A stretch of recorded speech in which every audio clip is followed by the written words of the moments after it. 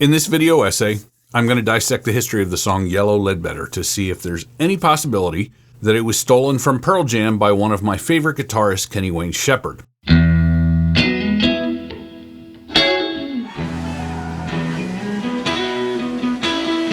Now, I am also going to explore the reverse scenario to see if Yellow Ledbetter was actually stolen by Pearl Jam from Kenny Wayne Shepherd's song While We Cry.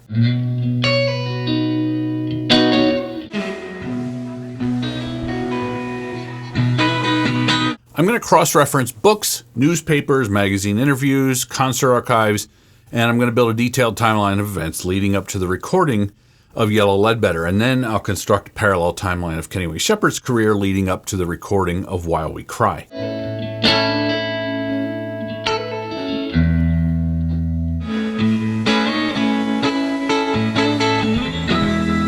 Then I'm going to overlay those timelines and explore whether it was plausible or even possible for theft to happen in either direction.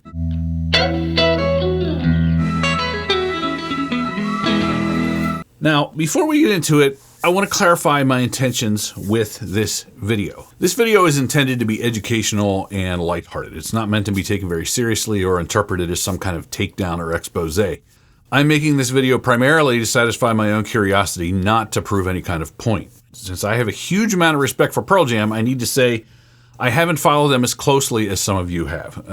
When the album 10 came out in '91, I was just a freshman in high school, and I was obsessed with basketball and techno music. And then by the time Yellow Ledbetter hit the radio airwaves in '94, my musical interest had shifted to classic rock. By the time I got my first guitar in summer of '95, I had almost certainly heard Yellow Ledbetter at least once, but I probably hadn't paid much attention to it. During my freshman year in college, in early spring 1996, I discovered Kenny Wayne Shepherd, who had just released his debut album a few months earlier. As I listened to that album, I got a very strong sense of deja vu when I heard track number 7 named While We Cry. As soon as I heard those opening chords, I realized that it sounded suspiciously like Yellow Ledbetter. And in that moment, I formed the following opinion. Kenny Wayne Shepherd, a teenage guitar prodigy, had stolen the chord progression and style of Yellow Ledbetter and had turned it into an instrumental ballad called While We Cry that he claimed was an original composition. Now, despite how that sounds, let me be very clear. I didn't care back then, and I certainly do not care now if that's what actually happened.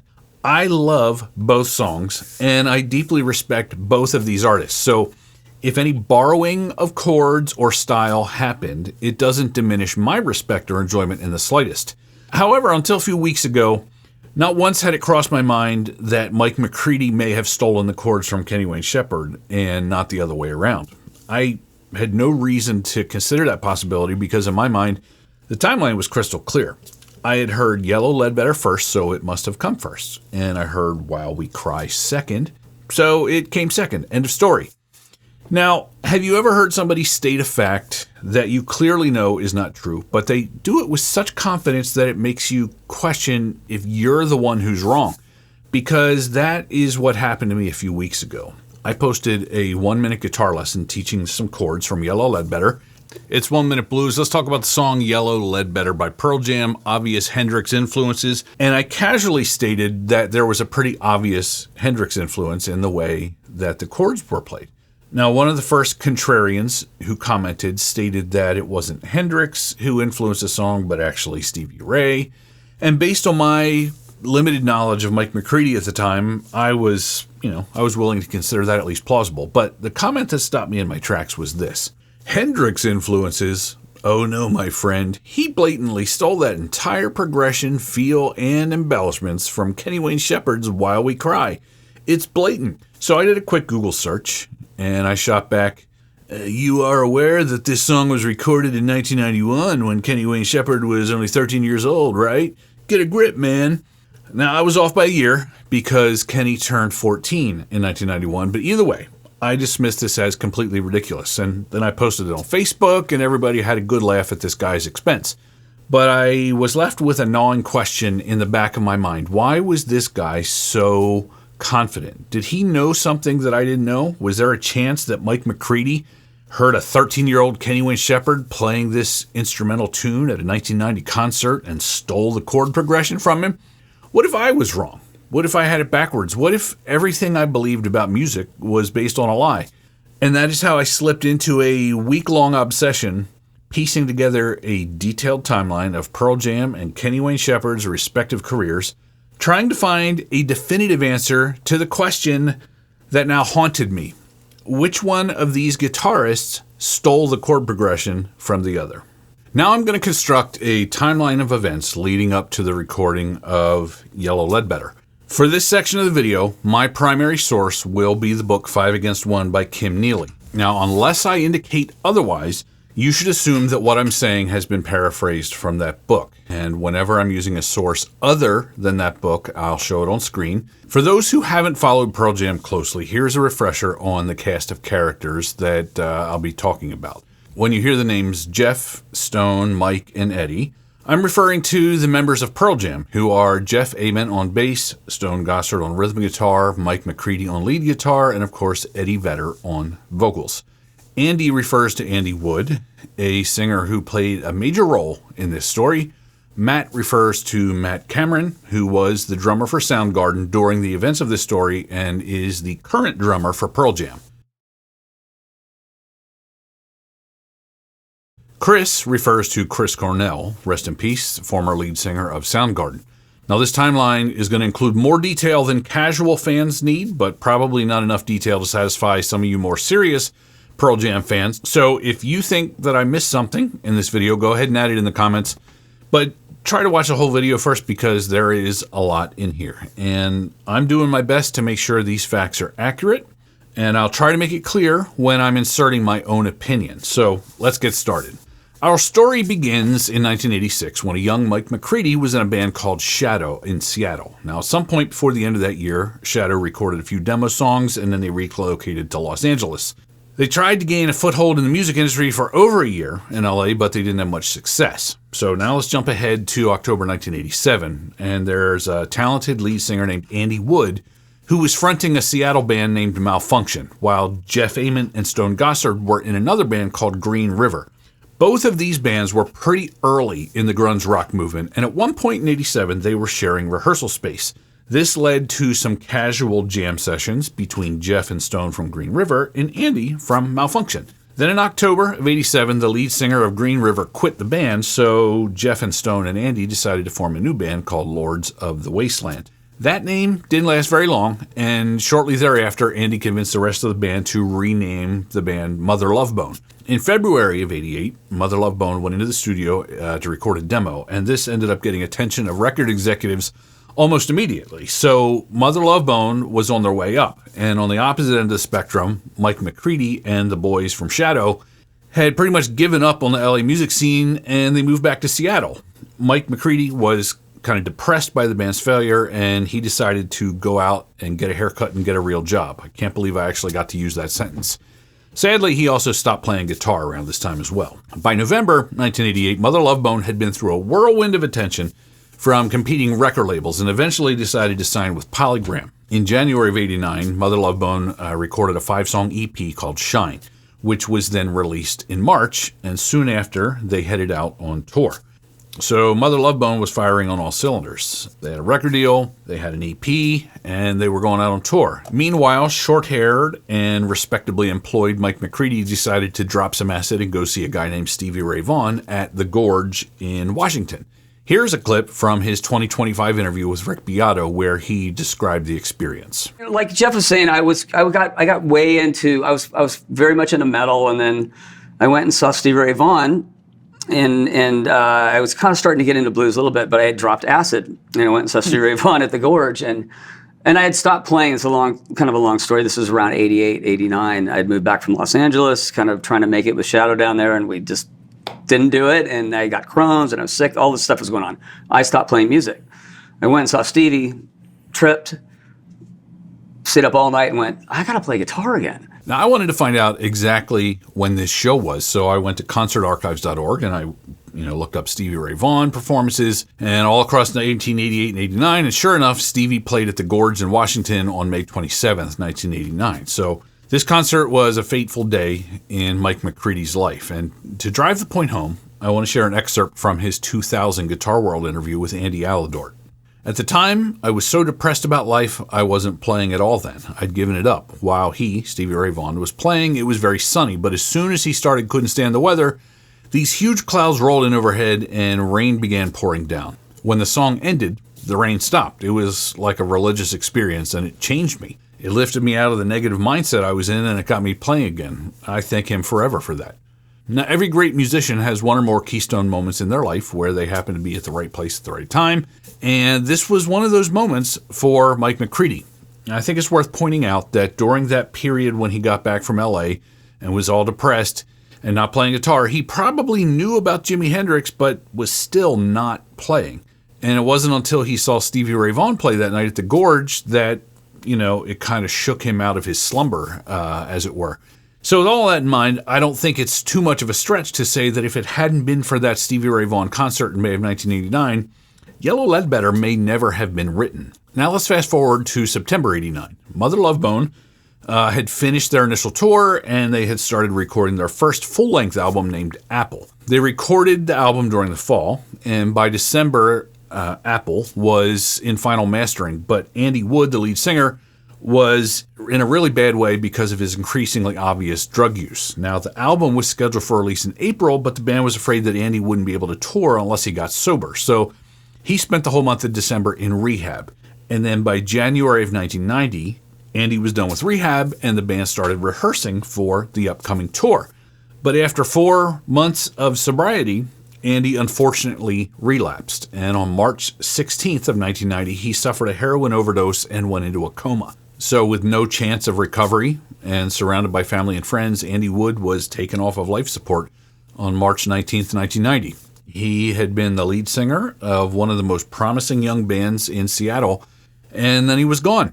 He was only 24 years old, so this was devastating to the Seattle music scene. Members of Soundgarden, especially Chris Cornell, were close friends of Andy's, and tragically, they only had 2 weeks to grieve before they had to head out on a European tour.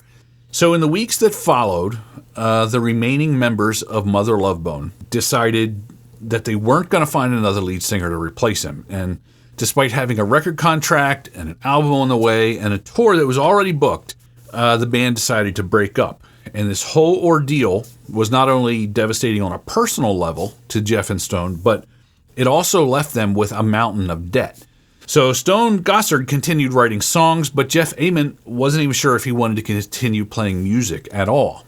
So in his words from the book, I didn't know what I was going to do with my life. I felt like I'd spent a lot of time getting to that point, and the fact that the rug got pulled out from underneath us right when we were about to go on the road was really depressing, because that's all I ever wanted to do. Making records is great, but I'd made a lot of records, and in all the years I'd been in bands, I'd never been out for 3 or 4 months, 6 months or a year.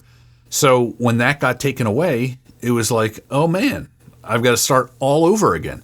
Now, while the members of Mother Love Bone were trying to figure out what they were going to do next, Mike McCready was busy studying and practicing, and around June of 1990, he formed a psychedelic band called Love Child. Now, Stone Gossard had known of Mike McCready since his days in the band Shadow, and they had actually crossed paths at a house party the year before, where he overheard Mike jamming along to a Stevie Ray Vaughan song. But it wasn't until June of 1990 that he realized Mike's full potential as a player. Here's another excerpt from the book. But it was in June 1990, when they saw Love Child play a show at the OK Hotel, that Stone and Jeff truly became aware of Mike's potential. That night was probably the greatest I've ever seen him play, Chris Friel recalled of the show. He was just on fire. After seeing Mike play that gig, Stone invited him to collaborate on some songs, and the two of them began working together. Now, Jeff Ament and Stone Gossard, they hadn't played music together since Andy's death, but this new collaboration with Mike McCready served as a catalyst to bring them back together. So the three of them experienced such good chemistry that they decided to record a demo. So from here on out, I'm going to refer to them as the trio. By July 1990, Soundgarden had returned from their European tour. Stone, Jeff, and Mike, the trio, were working on their demo songs, but they needed a drummer. So when Soundgarden came back into town, the trio recruited their drummer, Matt Cameron, to play on their demo. During that tour, Chris Cornell, had written some songs while he was grieving Andy's death. And when they came back home, he recorded those song ideas. And since Andy was the inspiration for some of the songs, Chris wanted to record them with the remaining members of Mother Love Bone. Since Matt Cameron of Soundgarden was already rehearsing with the trio that included Jeff and Stone, Chris gave him a tape of his songs and Matt took it to their next rehearsal. He played the tape for Stone and Jeff, and soon both of them were on board, and Mike McCready, who was already practicing with, for the little trio project, he agreed to play on that project as well. So now there were two projects in the works. First, there was the demo for Jeff, Stone, and Mike, which Matt Cameron had agreed to come play on. Secondly, there was this list of songs from Chris Cornell that they all agreed to play on as well. Now, the Chris Cornell songs eventually led to a full album called Temple of the Dog, while the demo songs that Matt Cameron was recruited to play on turned into a demo called Stone Gossard Demos 91. Now, those demo songs played a crucial role in the formation of Pearl Jam. So Jeff and Stone were in debt to Polygram Records for around $500,000 since Mother Love Bone decided to disband. Fortunately, their biggest supporter at Polygram had jumped over to Epic, and they worked out a deal to buy out their contract. So with songs in hand and a new deal at Epic, Stone, Jeff, and Mike began looking for a drummer and a singer. Initially, they reached out to a drummer named Jack Irons, but Jack was too busy to commit. But he said that he knew a guy in San Diego. And as it turns out, knowing a guy who knows a guy isn't just a good way to find a deal on car repairs, it's also how you hook up with one of the most iconic lead singers of all time, because that guy in San Diego was Eddie Vedder. So Jack passed the demo tape to Eddie, who wrote some lyrics and recorded himself singing over the demo tracks. And then Eddie sent the tape back to Seattle, and upon hearing the tape, the band decided to give him an audition. Now in October, Eddie flew up to Seattle to audition for the trio. And there was a local drummer named Dave Cruson who had auditioned 2 weeks earlier. And that week, Dave and Eddie were both officially accepted into the band. So the initial lineup of Pearl Jam was complete, but they weren't known as Pearl Jam just yet. And so after this week of intense songwriting and practice and rehearsal, they were ready to play their first show. And so they needed to call themselves something, so they settled on the name Mookie Blaylock. Who was a NBA player on the New Jersey Nets. So Mookie Blaylock went and played their first show at the Off-Ramp Cafe in Seattle, and then they capped off the week by heading into the studio to record the song ideas they'd written. And then after a whirlwind week of practicing and performing, Eddie Vedder flew back to San Diego where, he had a regular job that he had to get out of and he had to tie up loose ends. So by December, Eddie had extracted himself from gainful employment, so he flew back to Seattle to rejoin the band. So then in March of 1991, Mookie Blaylock entered the studio to begin recording their debut album, 10. This is when most people believe that Yellow Ledbetter was recorded. A month later, they started to sense that Mookie Blaylock might get them in legal trouble, so they agreed on the name change to Pearl Jam. Their debut album, 10, was released in August 1991, but Yellow Ledbetter was not on it. And the question that many fans have wondered for decades is why. In this 2003 interview, Mike McCready said the following. That was written around the time of the first record. I think that was the second thing Ed and I wrote together. It came out of a jam in the studio, and Ed really didn't have any lyrics. He came up with some ideas right there on the spot, and that's what we recorded. For some reason, it didn't make it on 10, and I was kind of bummed at the time. I really wanted it to be on our first record, but at the time I was just really young and just happy to be around the situation, so I did whatever. In their 2025 Rick Beato interview, Mike and Jeff gave some more details about the origin of the song and why it wasn't included. It's turned into something that's been so much huger than I even imagined. I mean, I came up with it when I was sitting on a bed one day, So. Yeah, I remember you were playing that riff in practice. And I said, we should work on that. And I remember you came over to my apartment with your acoustic guitar. Yeah. It was kind of a jam. It's something that I created, and Jeff helped me with, we wrote together. I think we went over it once or twice, and Ed just kind of did what he does and coming up with kind of phonetic things and melodies, and we recorded it once, and kind of never went back to it. Okay, you know, you recorded from what I it recall. once. But I remember you playing that riff in practice and going like, man, we got to turn that into a song. And I think the reason it didn't make the record is because Ed didn't feel like the lyrics. He never finished the lyrics. Didn't finish, or there was enough for a record. 10 had enough songs. That there could be that too. It's important to note that the song Yellow Ledbetter had to have been recorded during that March 1991 session if it was ever going to be included on the album, which means that the initial idea for the song likely had come to Mike months earlier, possibly as early as late 1990. The question is, was it actually recorded during that session, though? The band closed out the year by doing promo for the album and touring with the Red Hot Chili Peppers. And then in January of 92, they went back into the studio to re-record several songs for the soundtrack for the upcoming movie Singles. Now, in the book 5 Against 1, Kim Neely writes the following. Pearl Jam spent the majority of January 1992 back home in Seattle playing a few local shows and logging some time at London Bridge with Rick Parasher to re-record Breath and State of Love and Trust for the upcoming Singles soundtrack. While they were in the studio, they recorded a new, rawer version of Even Flow, Epic's second planned single from 10.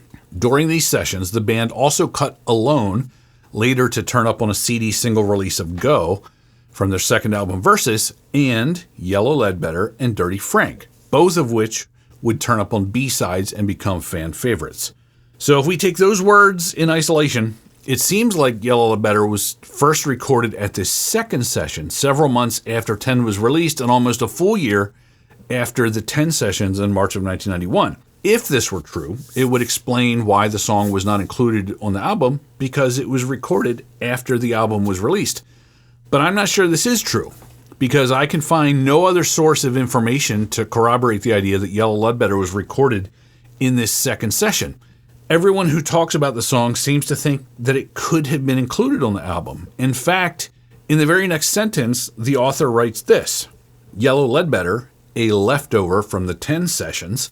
So first, the author claims that the version of Yellow Ledbetter we all know was recorded during the second session, but then immediately describes the song as a leftover from the 10 sessions. So if I try and make sense of all that, what I'm left to believe is that some version of Yellow Ledbetter was recorded in March of 91, but the final version was recorded at the second session in 1992. Or, if it hadn't been recorded, at least in some form, in the first session, it was at least played during that session enough to describe it as a leftover. Since this book is the only source I've seen that suggests that Yellow Ledbetter was recorded in the second session in 92, but it still characterizes it as a leftover from the first session, I think it's pretty safe to assume that Yellow Ledbetter did in fact emerge in March of 1991, and that the ideas for the song predated those sessions. So Yellow Ledbetter first appeared as a B-side on an extended-length single for the song Jeremy, but only outside the United States. Now, the Pearl Jam website states that the single was released in January of 92. But other websites, including Wikipedia, pinpoint the date of this song's release as August 17th, 1992. Now, the source for the Wikipedia page seems to be this German music chart website that lists the date of the Jeremy single in Germany as August 17th, 1992. Now, following the January sessions in 92, Pearl Jam embarked on a European tour. If the Jeremy single had been released on January 2nd, that means that European audiences on this tour had likely heard the song Yellow Ledbetter already by the time the band got there and started performing shows. The Pearl Jam website states that they played some version of Yellow Ledbetter on February 15th, 1992 in Madrid, Spain, on that tour.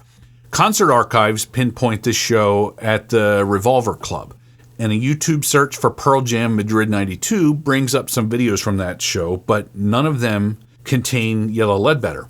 But one of the videos from that show contains the following set list: Wash, Even Flow, Once, Alive, Yellow Ledbetter Snippet, and then Black. So whatever was played at that show was not the full version of Yellow Ledbetter. Why they played it then and then not again for 18 months is something that I can't find any explanation for. Now fast forward to November 1993. The song was still technically not available in the US, but during that era when labels tightly controlled, what music was released where, independent music stores would import albums and singles from other countries and sell them here for a premium price. So that Import Jeremy single started showing up in music stores in the US, and that meant that the most dedicated Pearl Jam fans were probably listening to Yellow Ledbetter at some point towards the end of 92 or all throughout 1993. And fans at their shows were most likely asking for the song, and so on November 6, 93, the band played the full arrangement of the song for the first time at the Mesa Amphitheater in Mesa, Arizona. On the 21st anniversary of that show in 2014, Pearl Jam posted this on their Facebook page. Yellow Ledbetter is performed live in its complete form for the first time at this show, proceeds from which benefit two groups opposed to building enormous telescopes on sacred Apache Indian ground. The official live recording was released as the B-side on the Daughter CD single. The song Daughter was released as a single on December 20th, 1993. The Pearl Jam website says it was released on November 2nd, but that was just the individual song. The extended single with the B-side tracks was released outside the United States, and that version had the November 6th live recording of Yellow Ledbetter from the Mesa, Arizona show. Now, this live version of Yellow Ledbetter doesn't appear to be available on music streaming services as of today, but it is available on YouTube. Pearl Jam performed Yellow Ledbetter approximately 8 times between that November 6th date and April 12th, 1994. All throughout this time, the only way that anyone in the U.S. was hearing that song was on the expensive imported singles of Jeremy or Daughter. Now, regardless, fans latched onto the song during this period, and they started calling radio stations to request it. Now, the earliest mention that I could find of Yellow Ledbetter on any radio charts was April 19th, 1994 from QKQX out of Chicago. So without any question, Yellow Ledbetter was getting radio play by the end of April 1994. And that brings us to the end of the Pearl Jam timeline section of this video. The amount of detail that I included was designed to provide answers for a few key questions. Number 1, when was Yellow Ledbetter conceived and when was it first recorded? Yellow Ledbetter was most likely recorded or played in some form in March of 1991 during the 10 sessions. Mike McCready claims original inspiration for the signature chords used in the song, so this inspiration could have come as early as late 1990. Number 2, what was the band doing in the year leading up to the recording of the song? In the year leading up to the first recording session, Mike McCready was busy working on songs for the Stone Gossard demos and helping with the Temple of the Dog album. The time between the first and the second recording sessions was jam-packed with touring and promoting the album. Number 3, what is the earliest date that somebody in the United States could have heard the song Yellow Ledbetter? So the Jeremy single was released in Europe in either January 92 or August 92. Either way, the song was definitely circulating in the United States via the import single by the end of 92, and everything that I've read suggests that it caught on like wildfire once that happened. The song was definitely playing on the radio by April 94, but it could have been earlier than that. It just didn't show up in any of the newspapers that I have access to. So with all those questions answered, it's time to turn our attention to Shreveport, Louisiana, and the story of Kenny Wayne Shepherd. As it pertains to this video, Kenny Wayne Shepherd's story begins in 1984 when Stevie Ray Vaughan and Double Trouble played at Veterans Park Amphitheater in Shreveport. Kenny's dad, Ken Shotgun Shepherd, was a radio DJ and music promoter who originally went by the last name Brobst. Ken took 7-year-old Kenny to the show, and Kenny's life changed in a matter of hours as he watched Stevie Ray Vaughan play. In this 1985 interview with rock journalist Steve Newton, Kenny described that experience. Well, my father was, promoting a concert. He was like the promoter of this outdoor concert here in Shreveport, and Stevie Ray was the headline act. And so, because my father was the promoter, I got to go backstage, and I got to meet Stevie Ray. And so he picked me up and he set me on the side of the stage on his amp case, and I watched him play. And for the next 6 months, I begged for a guitar, and I finally got my first one. 6 years later, the band Cinderella, yes, that Cinderella, was recording some tracks for their upcoming album at Studio in the Country, located in Bogalusa, Louisiana, just over an hour outside of New Orleans. Now, if you're surprised to hear the band Cinderella mentioned in a story about Pearl Jam and Kenny Wayne Shepherd, you're in good company because I did not see that coming either. But more on them in a minute. In the early hours of August 27th, 1990, Stevie Ray Vaughan tragically died in a helicopter crash after performing at Alpine Valley Music Theater in East Troy, Wisconsin.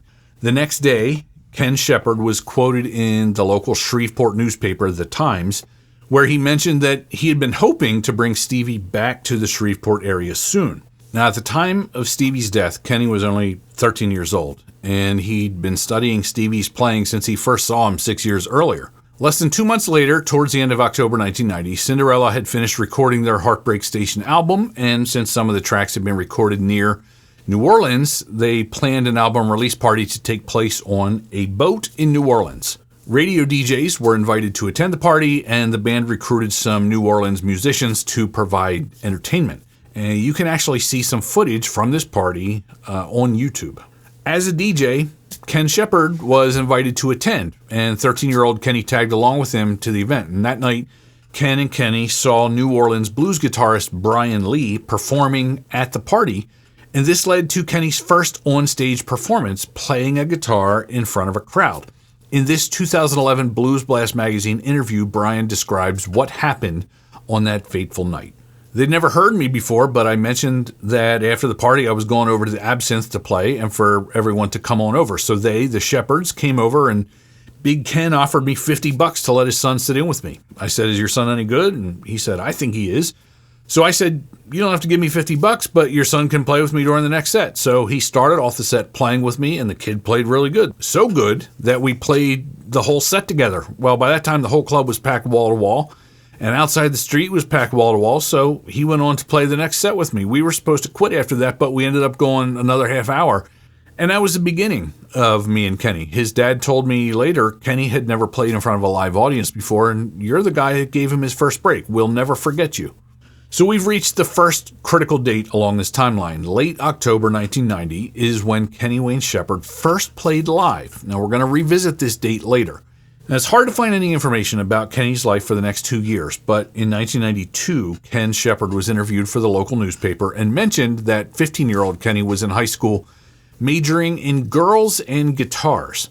The earliest newspaper reference that I could find about Kenny playing a show was from April 30th, 1993, in the Times out of Shreveport.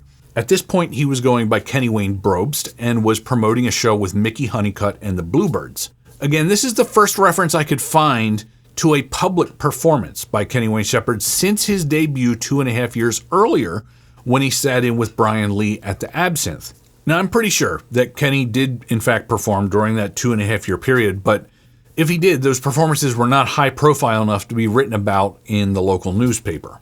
On August 5th, 1993, an Atlanta newspaper mentioned that Kenny had been recording with Art Neville in New Orleans, but that article didn't provide much detail about what was being recorded. However, on September 10th, more details emerged on what was being recorded from this article in the Times newspaper in Shreveport. Just 16, the Shreveport Blues Boys already cutting an album in New Orleans with stellar Crescent City sideman Art Neville of Neville Brothers fame and Will Ainsworth, the ex-Meters bassist.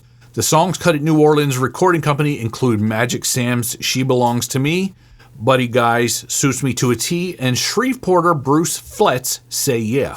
Ain't She Pretty was contributed by Wayne and Joe Nadeau, along with Nadeau's What You Do to Me. These tunes will be pitched to record labels in hopes of landing the teen a record deal.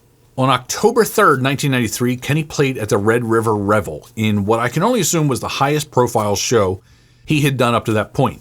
You can see in this newspaper clipping that he was no longer going by Kenny Wayne Brobst, and he was no longer a featured guest of another band. He was clearly being established as his own act, going by the Kenny Wayne Band.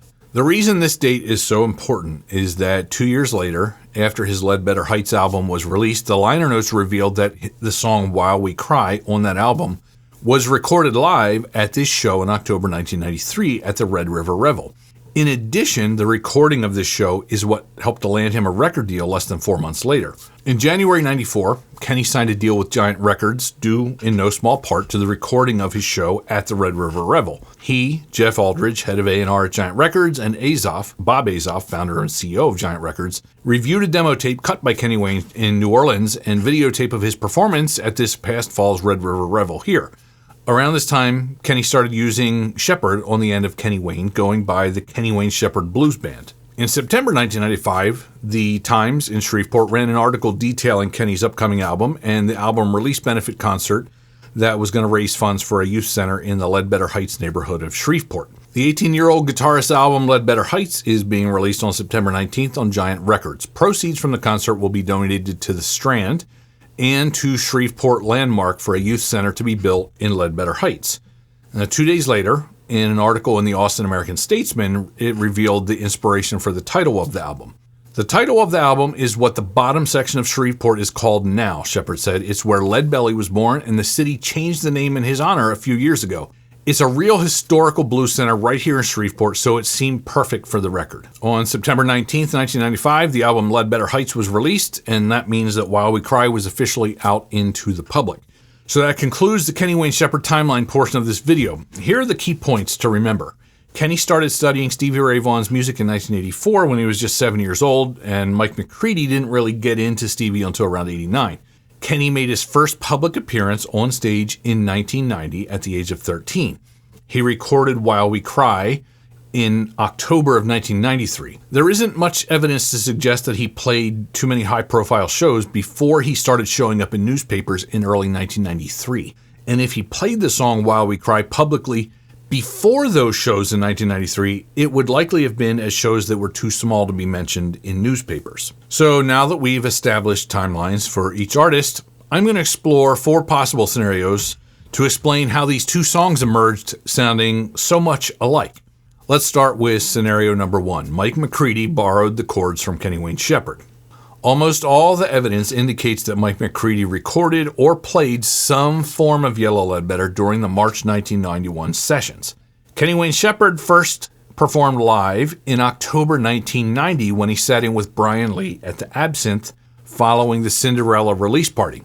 That leaves approximately a 6-month window between when Kenny first performed live and when Pearl Jam was in the studio working on Yellow Ledbetter. So that's 6 months for Kenny to play While We Cry at some show with Mike McCready in the audience. And there's 2 things that make this scenario practically impossible. Number 1, it's highly unlikely that Kenny was playing shows during that 6-month period. His gigs didn't start showing up in newspapers until early 1993. If he were somehow playing shows in late 1990 into 91, they would have been small shows around Shreveport, not exactly the kind of show that Mike McCready, who lived in Seattle, could have stumbled across. And during this 6-month period, Pearl Jam had just solidified their lineup. They had a record deal waiting for them, and they were preparing to go into the studio.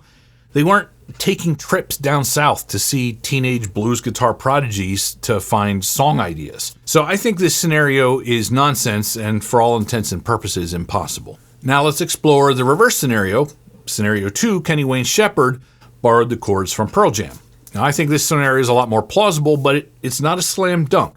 As I mentioned during the Pearl Jam timeline section of this video, Yellow Ledbetter appeared as a B-side on the Jeremy Maxey single, which was only released outside the United States, late 92 and throughout 1993.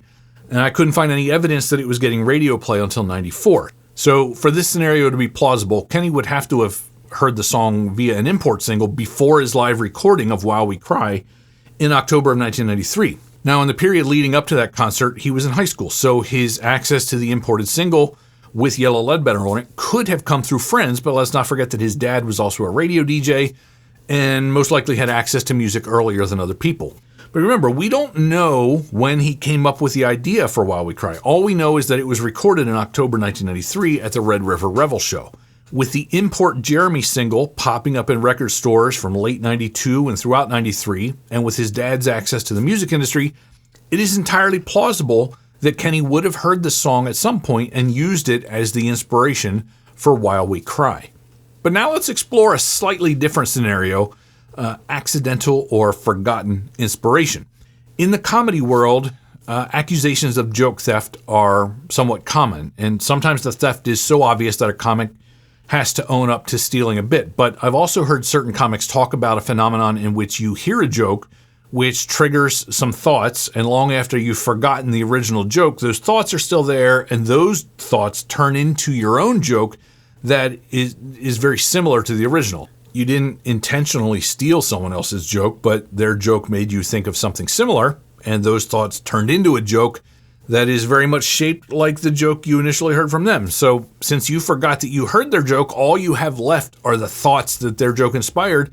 So you mistakenly credit yourself with thinking of the joke without realizing that you've based it on somebody else's joke. So here's a quote that I like by novelist Jonathan Safran Foer in an interview in The New Yorker with David Remnick. There are also things we've heard without having been aware. I mean, everybody sort of knows that experience of repeating a joke or citing a fact that was on an advertisement on the subway that you only later become aware of having heard or seen. I actually think that this scenario is plausible as well. Imagine a teenage Kenny Wayne Shepherd who's obsessed with blues music walking out of his high school and hearing Yellow Ledbetter playing on somebody's car stereo in the parking lot. The chord progression is simple and it's instantly memorable. He may have even mistaken it for a Jimi Hendrix song that he'd never heard before. Someone with Kenny Wayne Shepherd's musical talent could have absorbed that song within a single repetition of the chord progression without even hearing the rest of the song. In a creative mind, all it takes is a spark to start a chain reaction of creativity. Entire song ideas can be formed within seconds, and a song like Yellow Ledbetter that stood out in stark contrast to everything else that was coming out at the time could have accidentally lit a spark in Kenny Wayne's mind, inspiring the chords for While We Cry, long after he forgot where he first heard them. Now, while I would not label this scenario as likely, I think it's definitely plausible. The last scenario that I want to explore is scenario 4, parallel thinking, multiple discovery, or simultaneous invention. In the scientific world, you will occasionally see two companies come up with the same idea on opposite sides of the world within weeks of each other. While corporate intellectual property theft is a real thing that happens, sometimes in the context of scientific research, where scientists on both companies are basing their research on the same body of established knowledge, it is possible for two teams to invent the same technology somewhat simultaneously. And I think the same can be true in the music world as well. In the case of Yellow Ledbetter, there are only 3 chords, and a 1-5-4-1 chord progression is hardly unique. And if I had $1 for every song that I heard that used that progression, I wouldn't have to ask you right now to subscribe to the channel or smash the like button. As for the style of guitar playing, there's not much that's original in either Yellow Ledbetter or While We Cry.